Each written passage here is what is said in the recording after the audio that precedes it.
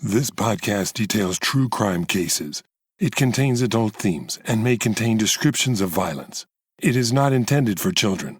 Listener discretion is advised. Thank you for joining me for today's episode of Once Upon a Crime. In this second chapter of Wild Things, I will detail the case of a woman who traveled halfway around the world to study and live among wild animals. She would become the foremost expert on mountain gorillas and attain celebrity status across the world for her knowledge in this area of science and anthropology. In her quest to save the species, she would make many enemies, some dangerous. In the end, she would give her life for the cause that was her lifelong passion, saving silverback gorillas from extinction. Join me as I dive into Chapter 2 of Wild Things, the murder of Dian Fossey.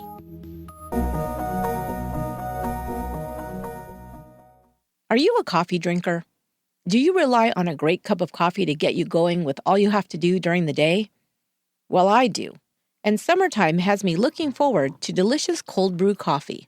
That's where Chameleon Cold Brew has me covered.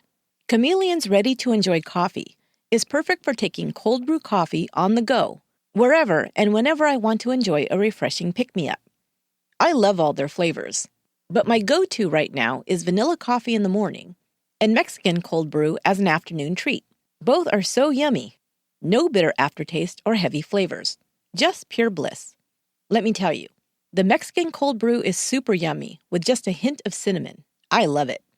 You might like some of their other ready-to-drink flavors, like espresso or mocha. You do you. I like mine with a bit of almond or regular milk and just a touch of sweetener.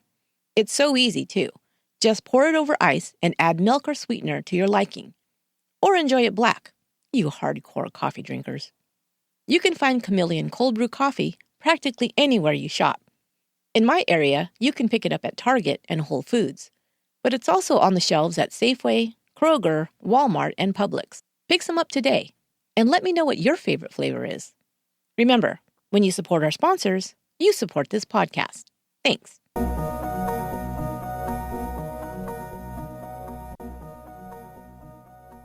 It was early morning, 2 days after Christmas in 1985, when Wayne McGuire heard a knock at his cabin door at the Karasoke Research Center in Rwanda's Volcanoes National Park. Karasoke was located high up in the Virunga Mountains, about 12,000 feet, or 3,600 meters. The research camp was in a remote location, so there weren't many visitors. In fact, McGuire had been alone for several months. The only other person currently living at the camp was Dian Fossey, the researcher and founder of the Karasoke Center, but her own cabin was located clear on the other side of the camp. McGuire answered the knock and saw familiar faces at his door. The unexpected visitors were local men who worked as trackers or performing other odd jobs at the camp. The men had been to Fossey's cabin and said they couldn't find Niira Machabeli. This was a nickname given to Fossey by the locals. It roughly translated to the woman who lives in the forest without a man. McGuire crossed the far edge of the camp, where Fossey's cabin was located. It was where she lived, studied, and wrote reports on her interactions with the mountain gorillas she'd come to study over 18 years earlier. The first thing he saw upon approaching the cabin was a hole that had been cut into the siding underneath Fossey's bedroom window. The metal had been pulled back, providing an opening large enough for a person to crawl through. McGuire and the men entered the cabin through the front door, and then stopped in their tracks. The place had been ransacked. Items were strewn around the living room, books and papers on the floor, and furniture tipped over. They continued into the second room, Fossey's bedroom. Boxes and furniture blocked the entrance, and moving them aside, McGuire discovered Fossey. She was lying on the floor. Her head and shoulder were still slumped over the side of the bed, as if she'd fallen out of it. At first, McGuire thought she may have suffered a heart attack. He approached her to begin CPR, but as he did so, he saw blood underneath her head. Then he saw her face. It had been sliced open with a blade so deeply that he could see into her skull. He observed that the back of her head had also been struck, not by a blade, but more likely by a blunt object. Dian Fossey had been murdered. The Rwandan police were called, and McGuire also sent for Dr. Philippe Bertrand, a Frenchman who was Diane's friend and who served as the local doctor. Of course, Diane was beyond help, but he would make a cursory examination at the scene to determine the cause and time of death. The U.S. consulate was contacted next. The consulate office was located at the foot of the mountain, and the representative, Kathleen Austin, set out to make the trek up to the research camp. Austin was accompanied by Amy Vedder, who had previously worked at the Karasoke Research Center and could lead the way. By the time they arrived, it was nearing nightfall. The scene that greeted them was eerie. As they walked through the door, they saw the Christmas tree still lit, with a few presents still wrapped underneath. Gifts that Diane had yet to give, and now never would. The body had been moved to the floor. Dr. Bertrand determined that Diane had been dead for several hours before she was found. She had 6 machete wounds to her face and head. Everyone knew that Diane kept a gun near her bed. It was found lying near her side. A cartridge was lying next to it. The room had also been ransacked. The closet door was open and items were pulled out. Drawers had also been pulled out as if the killer was searching for something. The furniture was not in disarray. It did not appear that much of a struggle had occurred. It looked as if she'd been taken by surprise and did not have much time to react before being struck down. Perhaps she had grabbed for the gun, but it was too late. It had not been recently fired. At first glance, it appeared to be a robbery gone very wrong. However, the next morning, when they could conduct a better search, there was no electricity in the cabin. Investigators found hundreds of dollars in cash, traveler's checks, and jewelry in plain view. Nothing of value had been taken. So the question was, who killed Dian Fossey and why?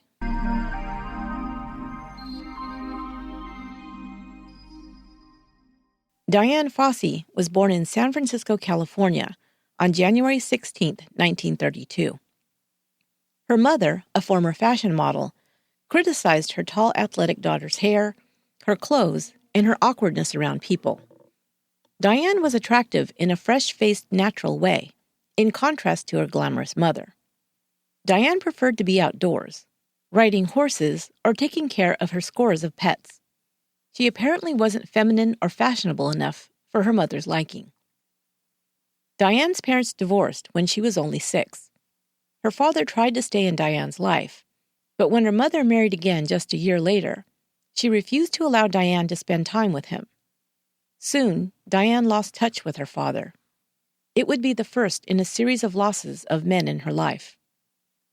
Diane had no siblings, and her stepfather was cold and treated Diane like an outsider in her own home. She was not allowed to sit at the dinner table with her parents, and instead was sent to take her meals in the kitchen with a housekeeper. She didn't have a lot of friends. The few friends she did have throughout her life would say that she was generous, gracious, and kind. But many others found her impatient, aloof, and rude. As a result of the inattention she received at home, and her lack of friendships while young, Diane turned to pets and other animals as a source of comfort and companionship. She began riding horses at the age of 6 and became a serious equestrian, earning a letter on the riding team at Lowell High School. Diane's love of animals created a desire to become a veterinarian. Her stepfather wanted her to attend college and earn a business degree, but Diane decided to attend UC Davis's pre-veterinary program. However, she did not do well in the required math and science classes, so she soon gave up her dream of becoming a vet and transferred to San Jose State University to earn a degree in occupational therapy. Diane's mother and stepfather were well off financially, but did not agree with her career goals, so they withdrew their financial support.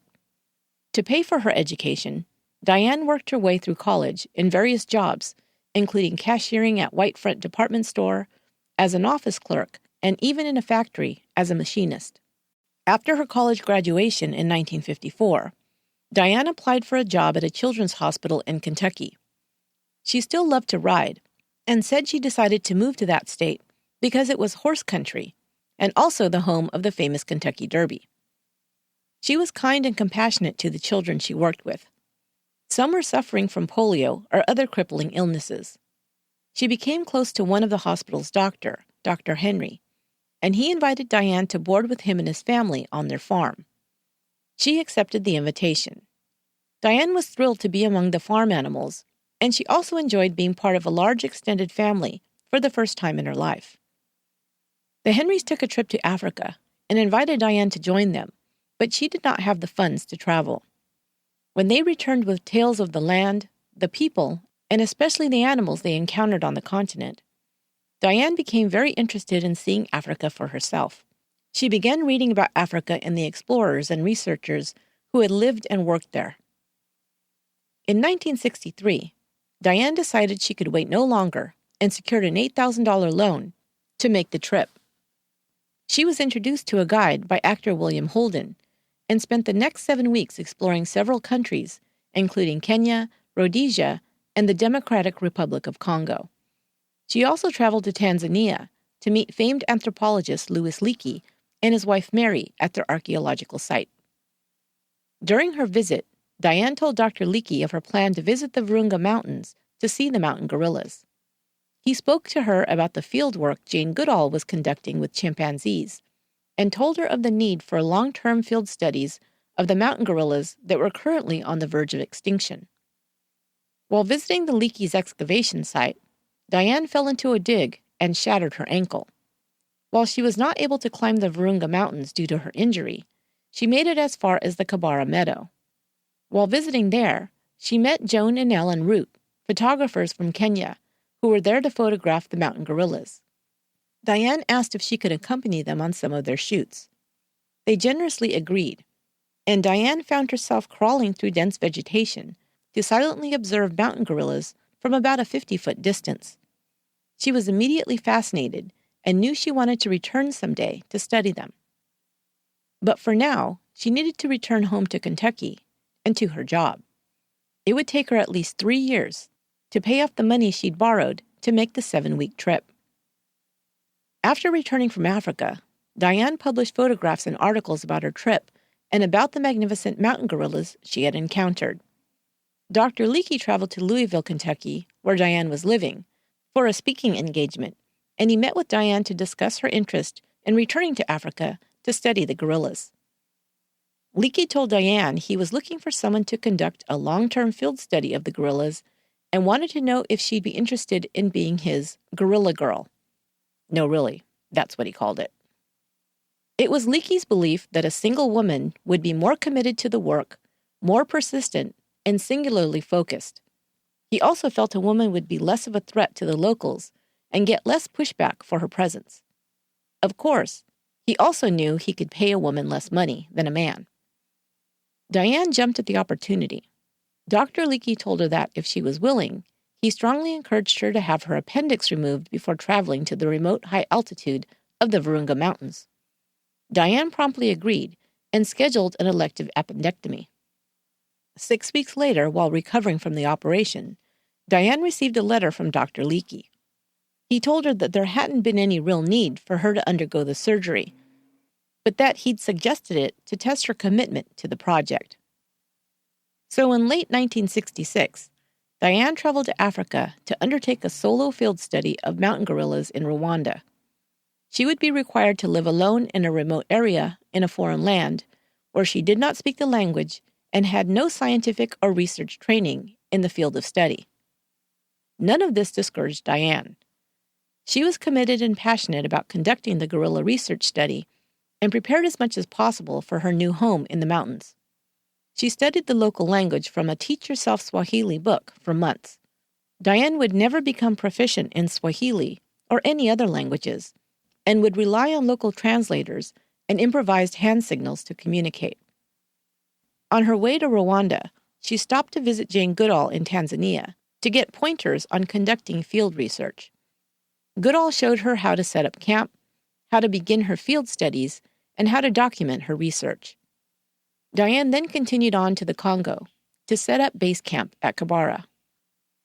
6 months later, civil war broke out in the Congo. Congolese soldiers rounded up Dian and other research workers and held them at their military base for 2 weeks. Dian bribed them by promising them her vehicle, as well as some money that was being held for her, she said, at the Travelers Rest Hotel in Uganda. She was escorted there by soldiers, who were promptly arrested after Dian entered the building under the ruse of retrieving the money and reported them to police. Dian would not speak of what she underwent while held at the base, but her attitude and demeanor changed after her return. She became angry and impatient with her African employees and began to treat them harshly. Later, she would confide to a friend that she had been sexually abused at the camp by soldiers and was now distrustful of Africans. In 1967, Dian set up her research camp on the Rwanda side of the Virunga Mountains. Her new base was located between Mounts Karasimbi and Visoki. She combined the two names to dub the new research facility Karasoki. Dian always had helpers at the camp. The most important of those she employed to work with her were her trackers. Local Bahutu men were hired to help with the duties in the camp, as well as to help track the mountain gorillas. Immediately, there were challenges, because Dian had learned only rudimentary Swahili, and the Rwandan staff members spoke only Kinyarwanda. Since Dian had such difficulty learning new languages, the locals learned some Swahili in order to communicate with their employer. Camp was set up, and Dian and her staff lived in canvas tents for 2 years before more permanent structures were built out of wood and tin. Once basic living necessities were established in the camp, Dian's first order of business was to spend time in the field, working to make contact with the mountain gorillas. She set out each day to hike high up the slopes of the mountain to track down the gorilla groups who made it their home. Taking a waterproof tablet, pencils, and a camera, Dian spent every day observing the gorillas in their natural habitat. Over months, they became accustomed to her presence. She remained silent, merely observing and taking notes. Each night, she would return to the camp to type up notes on the observations of that day. She began to distinguish the gorillas into groups of family units. She gave names to those she observed the most frequently. One mature male gorilla reminded her of one of her uncles, so she called him Uncle Bert. Dian gradually became accepted by the gorillas due to her frequent presence and her imitation of their behaviors. Unlike Jane Goodall, who bribed her chimpanzees with bananas in order to gain proximity, Dian decided that the best way to get closer to the mountain gorillas without altering their habits was to adjust her own behavior to mimic theirs. She crawled on all fours instead of standing upright and copied the sounds they made. She was able to distinguish different sounds made by the gorillas to express fright, pleasure, aggression, contentment, and more. In time, Dian began to see that the gorillas structured their lives around social units she called groups or family groups. She observed that most gorilla groups were typically made up of one silverback gorilla, the dominant mature male of the group, 3 to 4 mature females, who are usually bonded to the dominant silverback for life, a few younger males not yet sexually mature, and several very young gorillas from infants to young adolescents. As Dian became accepted by a few of these groups, she began to bond with them, perhaps the way she never had with her own family. She grew very attached and fiercely protective of the gorillas. The Batwa people of Rwanda have always been hunter-gatherers. They do not farm like some of the other ethnic groups in Rwanda. Their primary source of income comes from hunting forest antelope, using snares to catch their prey. The Virunga National Park was established in 1925 by King Albert I of Belgium, primarily to protect the mountain gorillas living there from poachers. For the first 35 years of its existence, it did just that, driving poaching activity down significantly. However, after the state won independence in 1960, becoming the Democratic Republic of the Congo, conditions in the state and the park deteriorated. It was into this environment that Dian Fossey found herself when she arrived in 1966. Poaching had risen over the first half of the 1960s, and the gorillas became increasingly endangered. The Batwa hunters were now considered illegal poachers, but they continued to set snare traps throughout the park. Gorillas would sometimes get a hand or foot caught in them, resulting in the loss of a limb, or even death after the wounds became infected. As well, poachers also came looking for baby gorillas to kidnap and sell to zoos and private collectors. Adult gorillas would fight to the death to keep one of their young from being taken. When this situation occurred, a dozen or more adult gorillas might be killed in order for the poacher to collect one baby gorilla. Dian became a fierce advocate for the preservation of the mountain gorilla. While she was living at Karasoke, the gorilla population dwindled to about 250.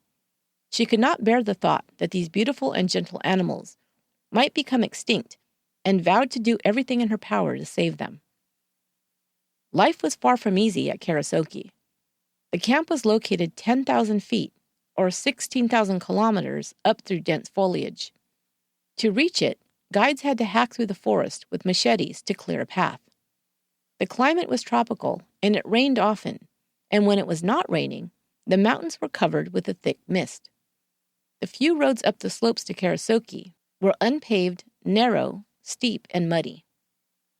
Cabins were constructed of wood and corrugated metal to replace the canvas tents, but there was no electricity and only kerosene lamps for light. There was also no running water. Dian and the locals who she hired as assistants, trackers, and housekeepers had to collect firewood and water each day. They primarily ate rations out of tin cans, trekked in from town on a regular basis, or whatever foods they could harvest from nearby plants and trees. Their clothes and possessions were constantly wet. Dian would hang up her drenched clothing every day over a fire after spending the day outside in the rain and mist observing the gorillas. For some time, she could only observe them through binoculars at a distance. After a month, she was able to get within 30 to 60 feet of the gorillas. With patience over time, she was able to make close contact and gain acceptance into some of the gorilla groups. Student assistants, student researchers, and others came and went to Karasoke. Some left due to illness, injury, or because they just couldn't handle the conditions. Besides the climate and lack of comfort, there was also the isolation and loneliness. While Dian would write in her journal that she never felt lonely when she could just open up her cabin door and be greeted by the sights and sounds of so many different types of magnificent animals, many others didn't share her singular focus on gorillas and wildlife. Dian, it seemed, did not need much in the way of human companionship. In fact, people seemed to frustrate her and make her angry. She saw the students as lazy, not dedicated, and soft. She was harsh with the other researchers and would berate them or give them the cold shoulder when she was angry. She drove away many with her criticism and aloofness. For a short time, Dian was happy and life at Karasoke was more calm and peaceful. This began in early 1969, when Bob Campbell arrived at the camp. Alan Root had been Dian's photographer at Karasoke, but in 1969, he was bitten by a snake and became ill. He had to return home for treatment and to recover. Another man was sent to Karasoke to take his place. Bob Campbell was a photographer for National Geographic, and he quickly settled into the camp. At first, Dian didn't like him, but she was often wary of new people, especially men. However, around this time, she was going through a particularly difficult period, and Bob was a great help to her. Dian had been at Karasoke for 2 years and believed she was working in tandem with the state officials to improve conservation efforts in the park, especially those of the mountain gorillas. However, in 1969, she would find that she had been very wrong. A Rwandan official from the Department of Conservation arrived, and Dian took this to mean that the state was planning to support her in her anti-poaching efforts. Instead, she was told that a young gorilla had been captured and was slated to be sent to a German zoo. The gorilla was ill, and they needed her to help nurse it to health before they could transport it. Dian was appalled, but went with the official in order to see what condition the young gorilla was in and to try to help it if possible. When she arrived, she found the 4-year-old female gorilla in desperate straits, with injuries and cuts where she had been restrained, weak from diarrhea and an improper diet, and very frightened. She told the officials that she would take her to the research center to care for her. Of course, she never planned to return the young gorilla to her captors. She made the arduous journey back to camp with the sick gorilla. She named her Coco, and while Coco almost didn't survive, little by little, Dian nursed her back to health. Within weeks, she was beginning to thrive. At about that same time, the conservator called again, stating that they had another baby gorilla in need of help. Diane suspected that both gorillas had been kidnapped at the same time, and they were just waiting to see if the first one would die, or if it was worth their while to turn over the second sick gorilla. This gorilla, about the same age, but not from the same group as Coco, was also brought to camp to be nursed by Diane. She named her Pucker. Bob Campbell arrived during the time that Diane was caring for the two juvenile gorillas. But within 2 months of their arrival, the state wanted Diane to return the gorillas so they could be transported as promised to the zoo in Cologne, Germany. Diane put them off as long as she could, until the conservator director himself made the journey to Karasoke to demand that they be returned. Now she flatly refused. He became angry and told her that if she did not, he would have no choice but to obtain 2 more young gorillas from one of the mountain gorilla groups. He did not want to be embarrassed by telling German officials that he could not deliver on his promise. As well, Diane suspected that money had exchanged hands. Now Diane had a heartbreaking decision to make. She did not want to turn over the 2 young gorillas. Who knows if they would survive the trip or how they would be treated? But she also knew, if poachers went in to kidnap 2 more youngsters, that many adult gorillas would be killed in the process. So the day came when she could hold off the government officials no longer. She had to turn over Coco and Pucker to be sent to a foreign zoo. Her heart was breaking at the unfair situation. She thought she was in Rwanda to help save the gorillas from extinction, and she was tasked with preparing them to live in captivity. She was furious and heartsick. Bob Campbell was there through it all. When the officials came in a show of force to the camp, armed guards in tow, she had no choice but to say goodbye to Coco and Pucker and watch as they were carried away from their homeland. Bob and Diane grew close through this ordeal. They began a romantic relationship. Diane's last relationship ended when she returned to Africa. After she'd returned from her safari in 1966, she became engaged to a man who was a student at Notre Dame. After that relationship ended, she had thrown herself into her work and her life with the gorillas. Now Bob Campbell was in her life, and Diane's domestic side emerged. She wrote of making the cabin more homey with candles and flowers, and trying to prepare more home-cooked meals. Every day, she and Bob would spend on the mountain with the gorillas, she observing and taking notes, and he photographing Diane and the gorillas. In the photos, Diane looks happy, glowing, and in her element. But there was a sad undercurrent to their relationship. Bob was married. While Diane may have hoped that he would make a decision to leave his marriage and make their relationship permanent, it was not to be. In 1972, Bob Campbell left Karasoke for good. Diane was crushed.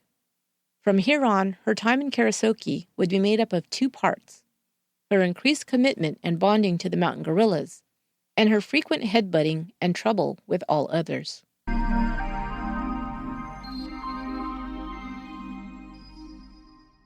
Are you in the market for new furniture? It can be such a hassle, right? You gotta drive around to furniture stores with your tape measure in hand, looking like a dork because you don't know what might fit in your living room, and you know you forgot the measurements at home. Then, if you do find something that might work, you have to order it, drive home and wait for furniture delivery people to show up, and then try and shove it through your door and up your stairs without nicking the walls. Campaign Living makes furniture shopping easy. Easy to shop, easy to move and assemble, and easy to change if you decide to remodel. Check this out. You can find quality sofas, chairs, love seats, and ottomans at campaignliving.com that come delivered in a flat box that you can easily assemble.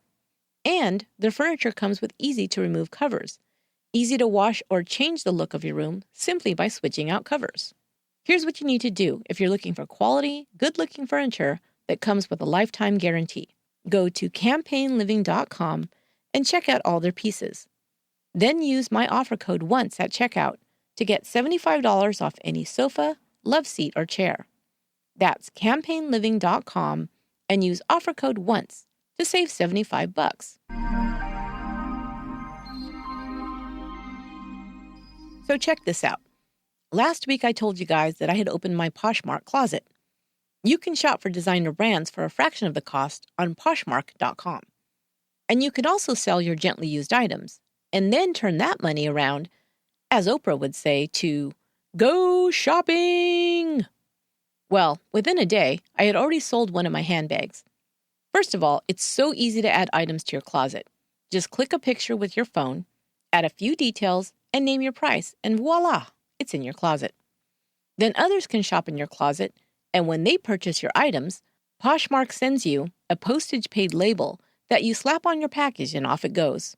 And you get the money in your account. Just download the Poshmark app to shop from women's, men's, and kids' clothing and accessories. There are tons of great designer brands.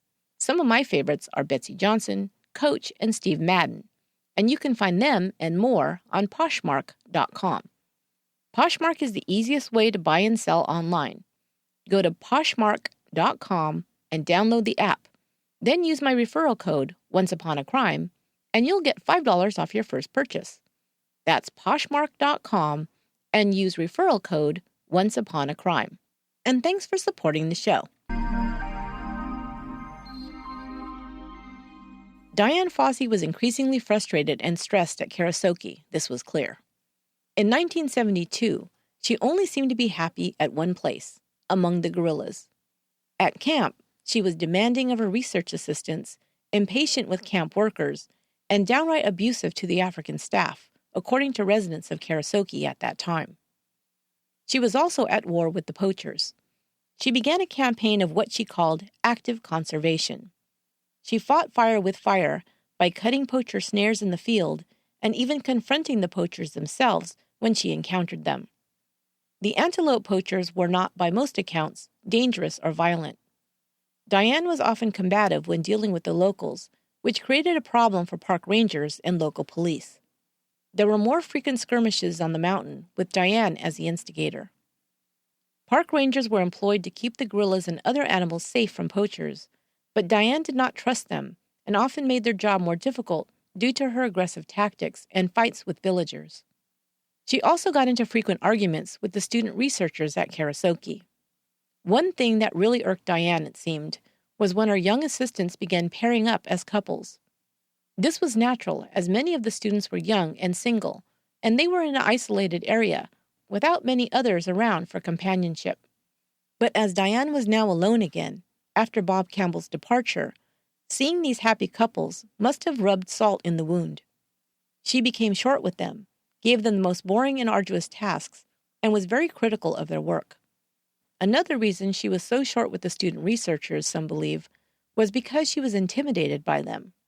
She wrote in her journal that she felt stalled in her research due to her lack of scientific academic training. The young researchers who came to Karasoke were trained in research techniques, but Dian, instead of endeavoring to learn from them, called them lazy and incompetent. Most of the students came to Karasoke to conduct research, but Dian's priority had become her anti-poaching efforts, something the students felt was inappropriate for them to become involved in. The situation became more tense by the day. In 1973, Dian decided to return to college to earn a PhD in primatology and ethnology. She attended Darwin College in Cambridge, England. She was able to study with some of the world's most brilliant primatologists. Her doctoral advisor was Robert Hind, who had been Jane Goodall's supervisor. For the next few years, she divided her time between Karasoke and Cambridge. Dian returned to Africa for good by the mid-1970s. She continued her efforts in anti-poaching and active conservation, becoming more aggressive in her techniques. She had little patience for anyone who didn't agree with her ideals or her methods, and it became problematic and dangerous. In addition to cutting poachers' snares and traps, she also began terrorizing them. She was aware that the Batwa hunters were very superstitious and believed in the power of black magic. She would sneak into their villages at night, wearing Halloween masks, and pretend to be a demon to scare them out of their wits. She would also bring bundles of stinging nettles that she would whip them with. She forced them to turn over their weapons, spears, bows, and arrows. Not only did she abuse and terrorize the hunters, but she also humiliated them in public. She was creating very bad blood for herself personally with these techniques. Kelly Stewart, a student researcher who was working at Karasoke at the time, and who was also the daughter of the American actor Jimmy Stewart, says that Dian's aggressive behavior made things more difficult for the researchers, dangerous for herself, and even more dangerous for the gorillas. "I think she was doing more harm than good," Stewart would later tell Vanity Fair. "Dian went out to the gorillas because she loved them, but she ended up with more than she bargained for. She wasn't planning on having to organize and work with and fight with people. She was no good as a scientific mentor, but she couldn't hand over control. She couldn't take the back seat. She viewed herself as a warrior, fighting the enemy who was out to get her." Then, as 1977 dawned, Dian received her biggest blow, and one she may have never recovered from. One of her most beloved friends, a young mountain gorilla named Digit, was brutally killed by poachers.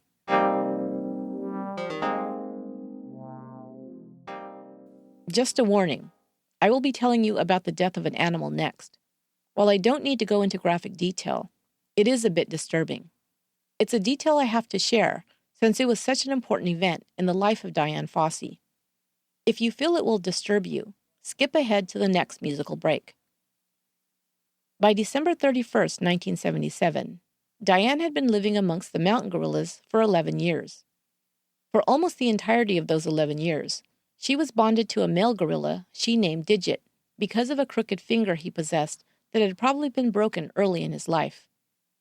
Dian met the orphan gorilla soon after arriving at camp. He was young and curious enough about Dian to allow her close proximity. She, in turn, showed him special attention. Soon, he adopted Dian as a mother figure, and their relationship began. He was one of the first gorillas who let her observe him up close. Dian always considered him one of her favorites and followed the details of his life closely. By 1977, Digit had become an adult and found a mate. His mate was pregnant with Digit's first child. On New Year's Eve day, Digit and his group, including his mate Simba, were foraging for food on the forest floor when they encountered a group of poachers. These poachers were most likely antelope hunters and not gorilla hunters, according to Dian's later account. Digit and his group just happened to be at the wrong place at the wrong time. Digit, wanting to protect his family group and his mate, fought the poachers, giving the rest of the gorillas time to make their escape. In the end, Digit was attacked and killed, receiving 5 spear wounds before succumbing to his injuries. But it was what they did to the gorilla after his death that would cause the most outrage. Perhaps knowing that gorilla trophies were a valuable commodity, the poachers proceeded to hack off Digit's head and hands, taking them away and leaving his mutilated corpse behind. Ian Redman, one of the researchers, along with a tracking group, discovered Digit's body. They brought Dian to the body the following day. As angry as Dian had been with poachers in the park, they could only imagine that her reaction would be swift and furious. But they were surprised to see that Dian, upon seeing her beloved Digit's body, simply leaned over and stroked his fur, not saying a word. Redmond would say that, in that moment, Dian was broken, the light extinguished from her eyes.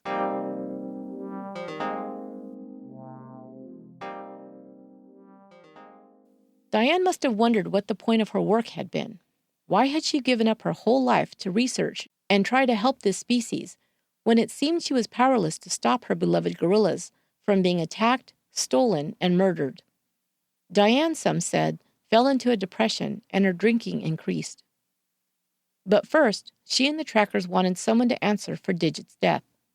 They discovered that 6 poachers had been in the area that day, setting antelope traps. 6 days after they found Digit's body, a poacher was captured, still wearing a shirt stained with the gorilla's blood. He was arrested, tried, and convicted of poaching and sent to prison. 2 others were captured within a week.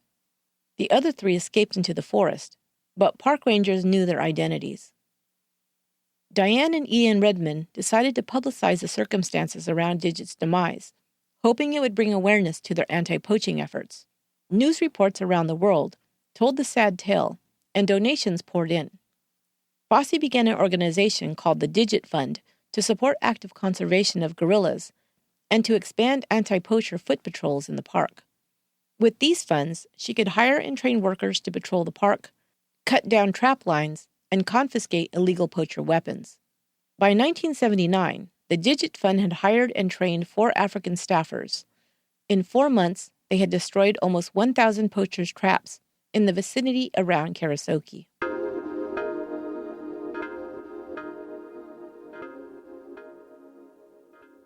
Still, Dian was increasingly morose and spent more time secluded in her cabin away from people, and even the guerrillas.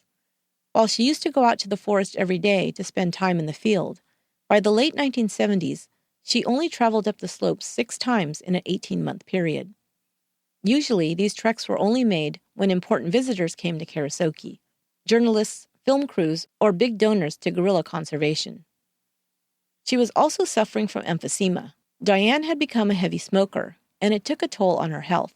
Some said she often drank herself into a stupor in the evenings and didn't leave her cabin during the day, sleeping off her hangover. Others say this is an exaggeration. In any case, she did not take as active a role with the guerrillas. Dian herself would write that after Digit's death, she, quote, came to live within an insulated part of myself, unquote. Soon after his death, she went out to check on his group and found herself still looking for him, unable to accept that he was gone. She wrote in her book, Gorillas in the Mist, quote, "The guerrillas still allowed me to share their proximity as before.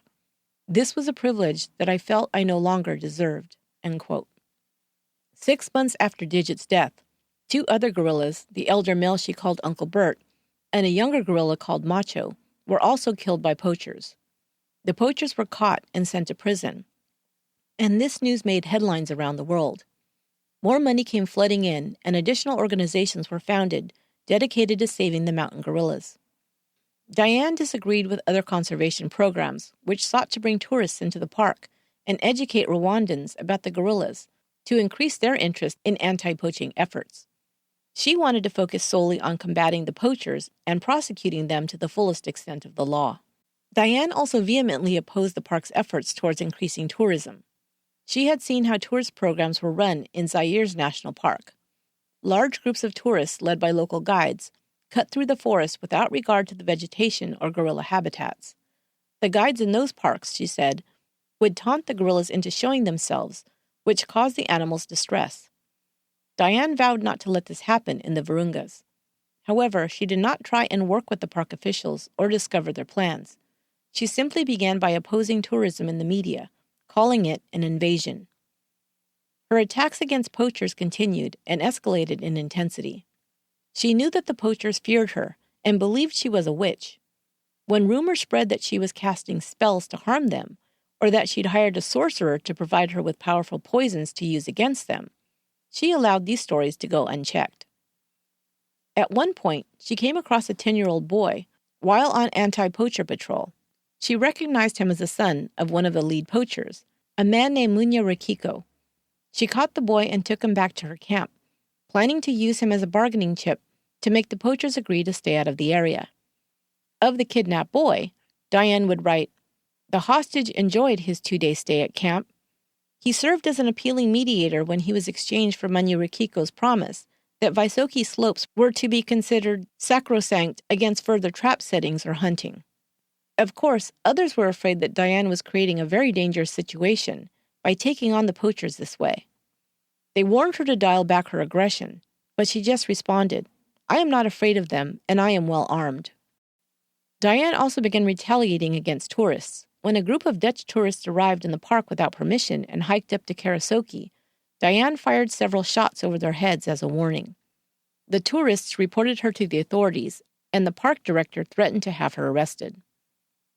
Bill Weber arrived at Karasoke in 1978 with his partner Amy Vetter to head the conservation group, the Mountain Gorilla Project.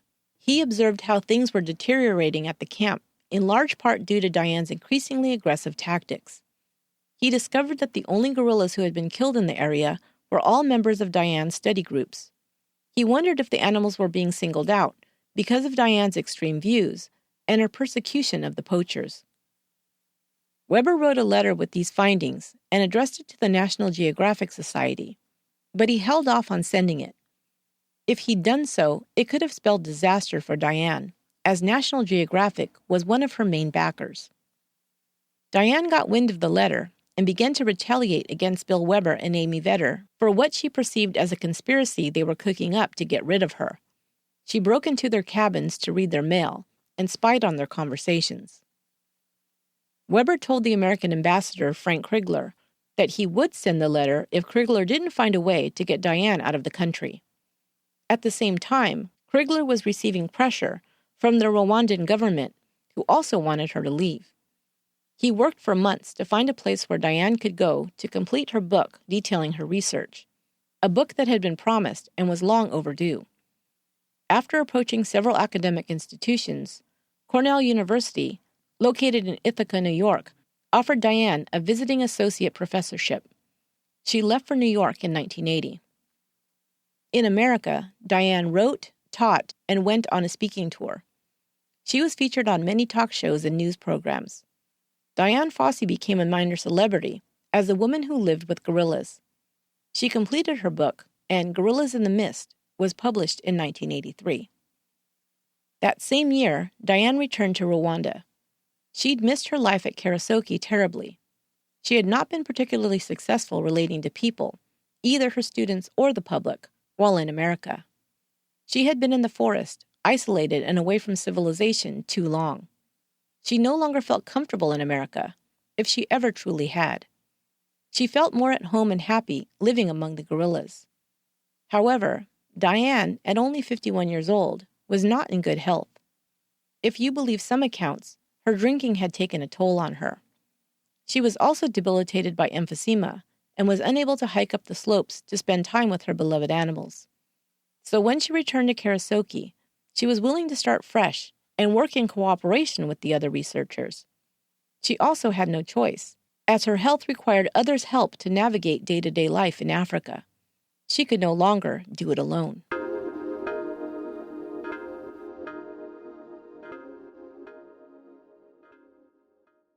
In the summer of 1985, PhD research assistant Wayne McGuire arrived at Karasoke. McGuire had been applying to be a research assistant at Karasoke for nearly 2 years and was finally selected. He was originally supposed to make the trip along with his girlfriend, who was also a primatologist, but the relationship ended soon before he was to leave for Africa, so he made the trip alone. McGuire became Dian's eyes and ears in the field. He observed the gorillas on the slopes each day, as Dian had once done. He would return each evening with his notes to share with Dian. By this time, she was dependent on an oxygen tank due to her worsening emphysema. At the end of the evening, he would return to his own cabin, located about 50 yards away from Dian's, on the other side of the camp. McGuire considered his work with Dian Fossey a, quote, dream come true. But soon, the dream would become a nightmare, and he would be caught in the middle.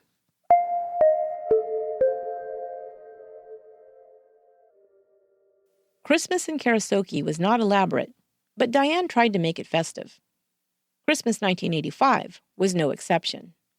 Dian decorated a small Christmas tree in her cabin and wrapped up a few gifts.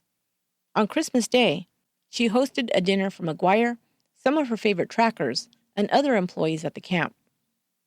She was also celebrating because, just days before, her tourist visa had been renewed. Dian had to continually apply for an extended visa with Rwanda's tourist board. The process was somewhat trying, in that she had to travel all the way down the mountain every 2 months to apply in person for the extension. After all the trouble between her and the government officials began, she had been threatened with denial of her application. But unexpectedly, a few days before Christmas, not only was her visa renewed, she was granted a residence visa, which was good for a minimum of 2 years and a maximum of life. So all was calm and peaceful in the camp in the days leading up to and after Christmas. Then came the morning of December 27th, when Wayne McGuire was awoken by the trackers and discovered Dian murdered in her cabin.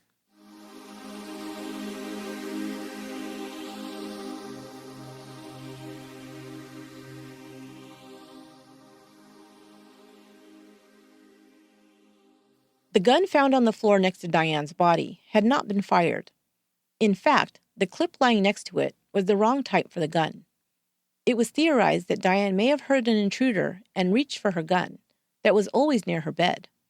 However, Dian had been having trouble with her eyesight and may have mistakenly grabbed the wrong clip. It would not have fit into the gun, losing her the only chance she may have had to fight off her attacker or attackers. Hair was found gripped in both of Dian's hands. Kathleen Austin, from the U.S. consulate in Rwanda, and one of the first on the scene, had the presence of mind to remove some of the hair from her hands and place it in envelopes as evidence. The Rwandan police bungled the investigation from the start, with many people coming and going from inside the cabin, contaminating the crime scene. Austin saw this and wanted to make sure that some evidence would be collected to be sent for analysis. Austin divided the hair samples. Some were given to the U.S. Embassy, who then sent them on to the FBI for testing, while the others were given to the Rwandan police authorities, who then sent them to a lab in Paris. Austin herself kept some of the hair samples, just in case the others were lost or destroyed. All of Dian's valuables, including money, guns, and jewelry, were found in her cabin, some in plain sight. It did not look like Dian had been targeted for robbery. As well, there was the question of the hole cut in the wall of the cabin. It was believed that if the attackers had cut into the metal before gaining entry, Dian surely would have heard them. Why, then, was she still found lying halfway on her bed? Some speculated that perhaps she was passed out in a deep stupor due to alcohol consumption or sleeping medication. Wayne McGuire reported that Dian had told him she'd been suffering from insomnia for the last 2 weeks. Might she have taken something to help her sleep that made her too groggy to react? But toxicology tests were never performed on the body, since Dr. Bertrand reported that the cause of death was obvious. So, unfortunately, whether she was under the influence of drugs or alcohol, or even if she'd been poisoned, a more frequent cause of murder among certain local tribes, would never be known. It was possible that the hole cut in the side of the cabin was staged to look as if an intruder had gained access that way. Some said that Dian never locked her cabin door, but that is unverified. Others would report that Dian had become more fearful of retaliation from her many perceived enemies, poachers, government officials, etc., and had taken to locking the cabin up tight each night. Then there was a debate about how Dian had died. While she had been struck several times with a machete, not much blood was found near her body. This seemed odd, so some wondered if she had been poisoned or strangled first, and then had been struck with the machete post-mortem. It was also possible that she had died as a result of a blunt instrument striking her in the head first, before the machete blows. As the heart would no longer be pumping, far less blood would be found at the crime scene, if this was the case. 2 sets of footprints were found near the cabin. This evidence suggested that poachers may have been responsible for the murder. They often went barefoot, while the visiting researchers and other staff members all wore shoes. On December 31st, 1985, Dian was laid to rest on the slopes of the Verisoki Mountain. Digit had been killed exactly 8 years earlier. Dian's grave was placed next to his and alongside her other beloved gorillas. Her marker read, Neira Makabeli, Dian Fossey, 1932 to 1985. No one loved gorillas more. Rest in peace, dear friend, eternally protected in the sacred ground, for you are at home where you belong.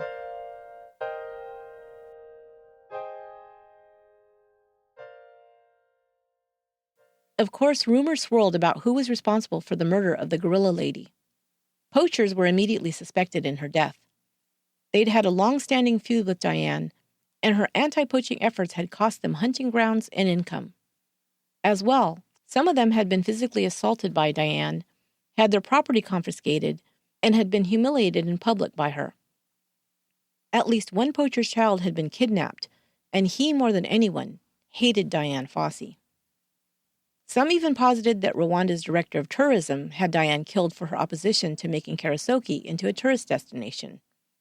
Her anti-tourism efforts, behavior towards visitors, and statements to the media had made his job difficult and caused him to lose funding. Dian saw the director as an enemy, believing that he was trying to have her thrown out of Karasoki so that he could take it over and create a money-making venture. Soon after Dian's funeral, 5 of her own trackers were arrested and imprisoned. There they stayed for months without charges being filed. The only evidence against them was that the machete used to kill Dian was found in the cabin and was identified as originating from the camp. No fingerprint evidence could be found, since so many people had handled it at the crime scene. Those who lived and worked at Karasoke were outraged that these men had been singled out. They had no history of violence, no animosity towards Dian, and in fact, had been her most loyal and trusted helpers during her time there. Other evidence suggested that the attacker was not African. The hair found clutched in Dian's hands were said to be from a Caucasian person. In addition, it was brown in color, not unlike Dian's own hair. It was speculated that when Dian felt the first blow, she may have grabbed her head to instinctively protect it from another strike, and in the process, pulled out her own hair. Investigators were still waiting for lab results on the hair samples. On January 14th, an inventory was taken of Dian's property, and a copy of a letter she'd written was found. The letter, dated November 24th, a month before her murder, was addressed to Ian Redman, a former researcher at Karasoke who'd remained friends with Dian. Redman reported that he had not received the original copy of the letter, and only the carbon copy was found among her possessions. Had it been intercepted, or was it simply lost in the mail? No one knew. In the letter, Dian writes of the capture of a poacher on November 11th. She writes, "He is one of the last of the old-timers. I hopefully doubt that he will survive the Ruangeri prison. He is also a smuggler, gold, between Zaire and Rwanda. I gently is in italics, perhaps this is sarcasm. I gently examined his clothing to find a letter between him and his dealer in Walikele, setting up appointment places for gold deliveries." Oddly, in the letter, the gold smuggling is given short attention. Dian makes more of the fact that she took a few small bundles from the poacher's pockets. These small pouches, called sunu, are filled with bits of items like twigs, leaves, and hair, and are considered by the villagers to be instruments of black magic. They can be used to ward off enemies and even poison them, they believe. Dian reports in the letter that the poacher was very upset when she confiscated his sunu packets. But could it be more likely that the letter she took from him, a letter stating names and places connected with the gold smuggling operation, was the real reason for his distress, and a much more dangerous item for Dian to confiscate? Ian Redman made a photocopy of the letter and handed it over to investigators. The question remains, was Dian's cabin tossed looking for that letter? Did they find the unmailed original copy of the letter addressed to Ian Redman and take it with them? But it's unlikely that any of the poachers could read a letter written in English, and the cabin might have been ransacked simply to further stage the crime scene. If they were actually looking for anything, or if they found and took anything from the cabin, remains a mystery. Wayne McGuire stayed on at Karasoke to take over the management of the research center after Dian's death. Dian's cabin had been sealed off by investigators. In early February, Wayne McGuire saw the shadow of a figure inside the cabin and went to investigate. He let himself in and found no one, but a park guard caught him inside the cabin and questioned him as to why he had entered the off-limits area. McGuire tried to explain, but the guard started to accuse him of breaking into the cabin to steal Fossey's, quote, precious documents. A few days later, McGuire was called in for questioning by police.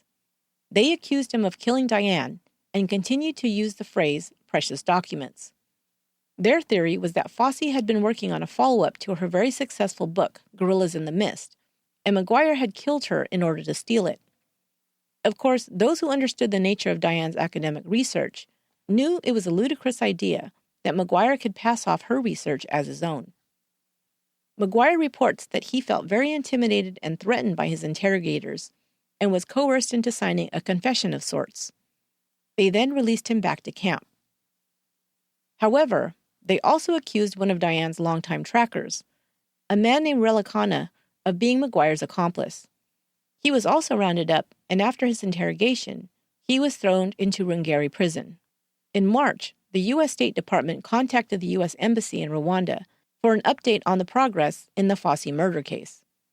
The Rwandan police were feeling pressure to find Fossey's killer.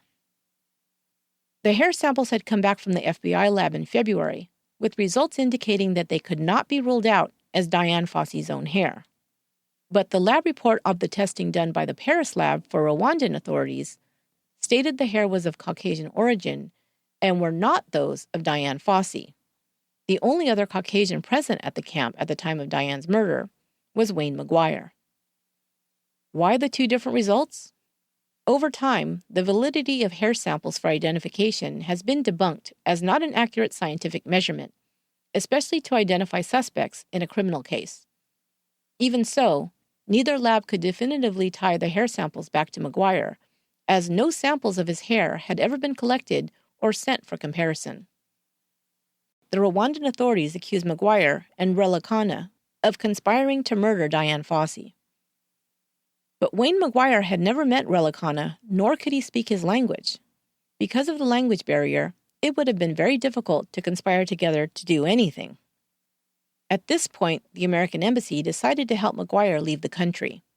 3 weeks later, he was formally charged by Rwandan police with Dian's murder. Relikana, who was still locked up in prison, was also formally charged. On September 29th, the U.S. State Department received word that Relikana was dead. Prison officials reported that he hanged himself in his jail cell. None of his family members believed it and accused the government and prison officials of having him murdered. But as far as the Rwandan government was concerned, the case was closed on Dian Fossey's murder. Relikana was dead, and Wayne McGuire was a fugitive. On December 11th, he was tried in absentia and convicted of murder. The trial lasted all of 30 minutes. There was no defense attorney present, no witnesses testified, and no evidence was presented. The sentence handed down for McGuire was death.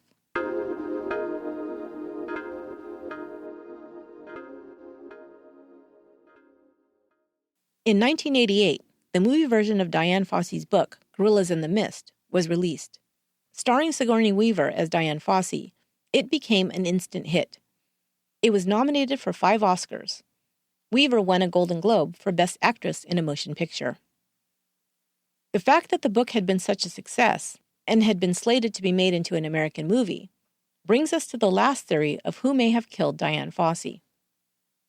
Frank Krigler, the former American ambassador to Rwanda, spoke with author Nicholas Gordon in the early 1990s. He shared some thoughts about the resident visa Dian had been granted by the Rwandan Tourist Office just 10 days before her murder.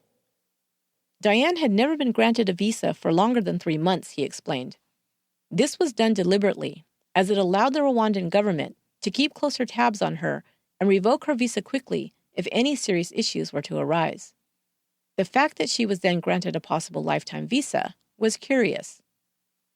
Dian herself wrote that the head of Rwanda's Secret Service Department had pulled strings in order to get the resident visa approved.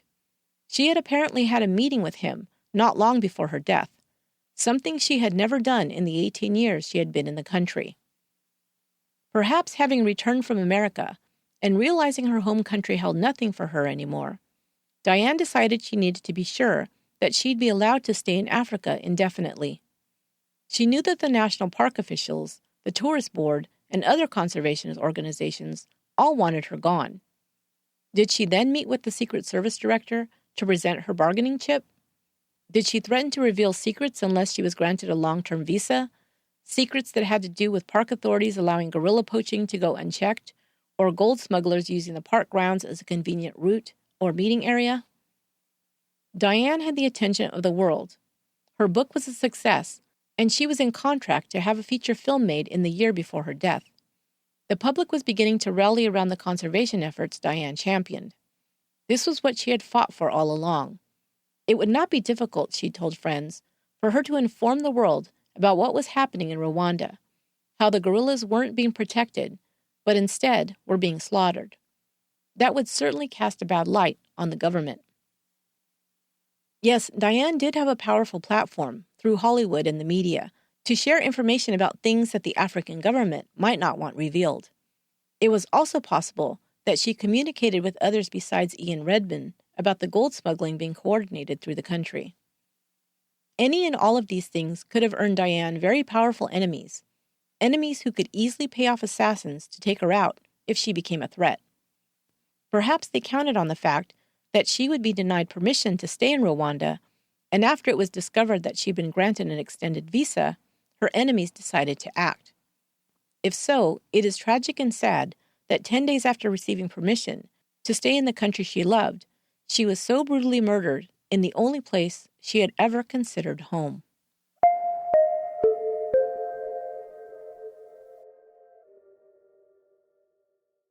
Rwanda, of course, has gone through much political upheaval over the years, including a civil war that broke out in 1994 that led to the genocidal mass slaughter of Tutsis by members of the Hutu majority.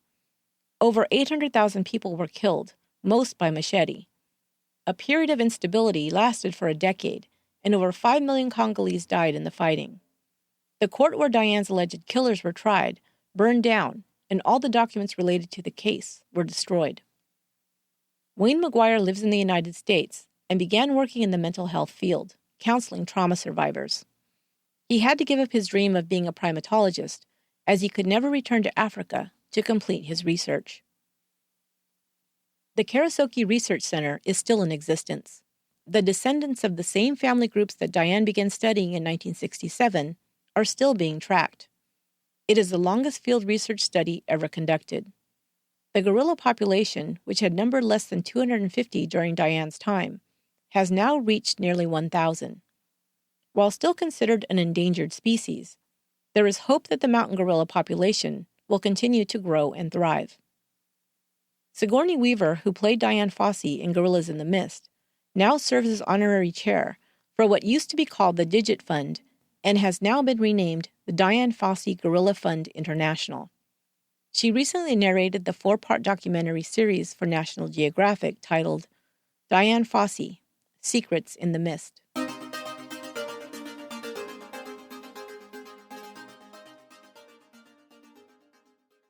In this last portion of the story, I will share my own viewpoint on what may have contributed to Dian Fossey's tragic death.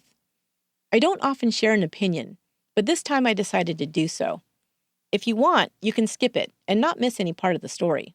This is simply my own response to this case. Dian Fossey went to the Congo to do a good work. That I believe 100%.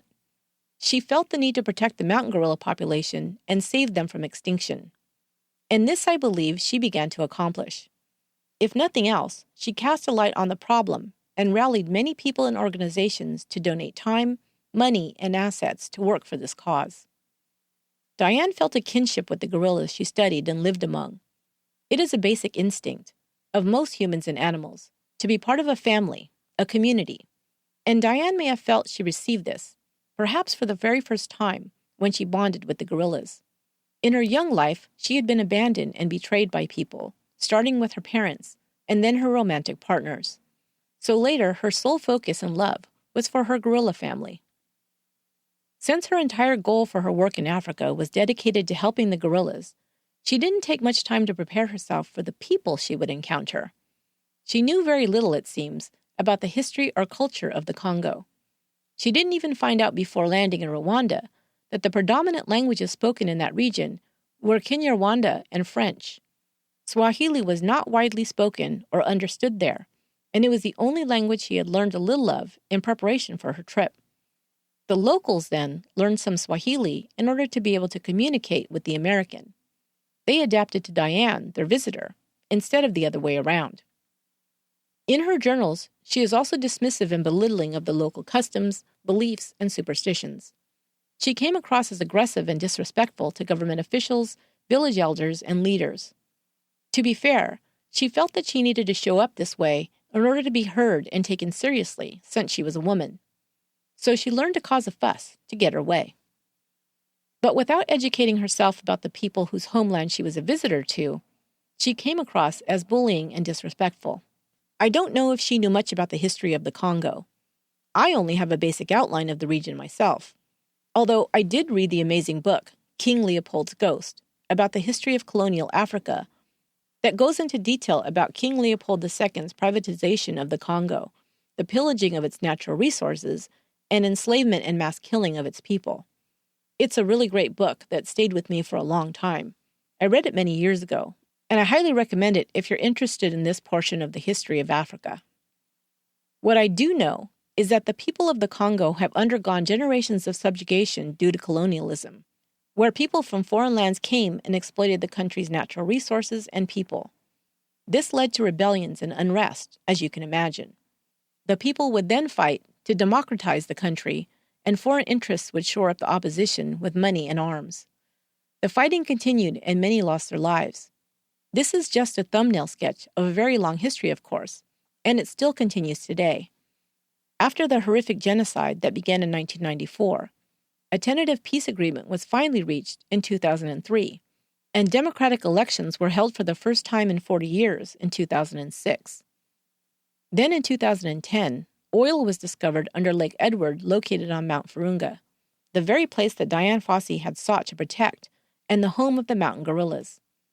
Because of competition over oil interests, instability has returned once again to the Congo. History is something I think that people need to understand before they plan to travel to a foreign country to pursue their own projects and agendas, as good a work as they may be providing. I think when we endeavor to help a population outside of our own, whether that be in foreign lands, in the inner cities, or even with those who don't hold the same religious beliefs as we do, etc., we should first seek to view things as much as possible through their eyes, beliefs, attitudes, and customs. Otherwise, we may also come across as bullying and disrespectful, and not truly out for others' best interests, but to further our agenda that they may not have signed off on. I think this may be the trap Dian fell into, and because she worked so hard and wanted to make a positive impact for the gorillas, only to see it begin to crumble around her, she became even more frustrated and unhappy.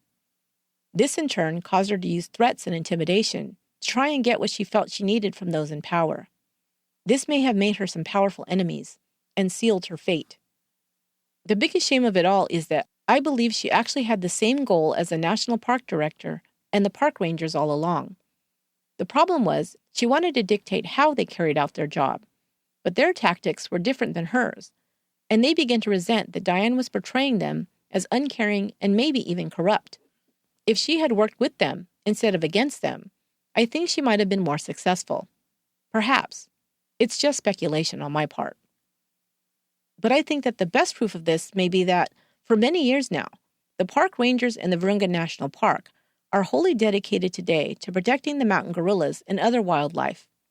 There are dozens of rangers that patrol the park, seeking out, arresting, and prosecuting poachers. It is a very dangerous job, and over 100 to date have been killed while performing this job. If you want to see the work they're doing today, I recommend a Netflix documentary titled Virunga. It is the film that was released in 2014. There's another one with almost the same name, so make sure to look for the one that's simply titled Virunga. Okay, I'll get off my soapbox. Thanks for indulging my opinion. That will do it for this episode of Once Upon a Crime. Links to our Facebook, Twitter, Instagram, and Patreon pages are listed in the show notes, as are the links to offers provided by our sponsors. Thanks to all of you for your support of our wonderful sponsors. Once Upon a Crime is written, produced, and edited by me, Esther Ludlow. Until next time, be good to one another.